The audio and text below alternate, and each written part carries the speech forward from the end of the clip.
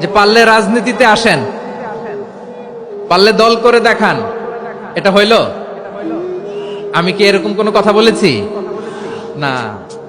আমি একজন মুফাসসিরে কোরআন, আমি একজন আলেম, এর বাইরেও আমার সবচেয়ে বড় পরিচয় আম আ সিটিজেন অফ বাংলাদেশ। আমি বাংলাদেশের একজন সাধারণ নাগরিক। আমার দেশের যে কোনো সমস্যা, যে কোনো ইনকনসিস্টেন্সি, অসঙ্গতি নিয়ে মত প্রকাশের স্বাধীনতা আমার আছে না নাই? আপনারাই তো বাক স্বাধীনতার কথা বলেন, ফ্রিডম অফ স্পিচের কথা বলেন, বাক স্বাধীনতার কথা বলেন। আপনারাই যদি আবার কোন মন্তব্যের কারণে বলেন যে রাজনীতির মাঠে আসেন, দল করেন, দেখি কতটুকু পারেন, এটা ঠিক হবে না। তাই প্রিয় ভাইয়ের, আসুন আমরা দল মত নির্বিশেষে কাঁধে কাঁধ মিলিয়ে সোনার বাংলাদেশ গড়ি, দুর্নীতি মুক্ত বাংলাদেশ গড়ি, যে বাংলাদেশের জন্য রক্ত দিয়েছে আবু সাইদ,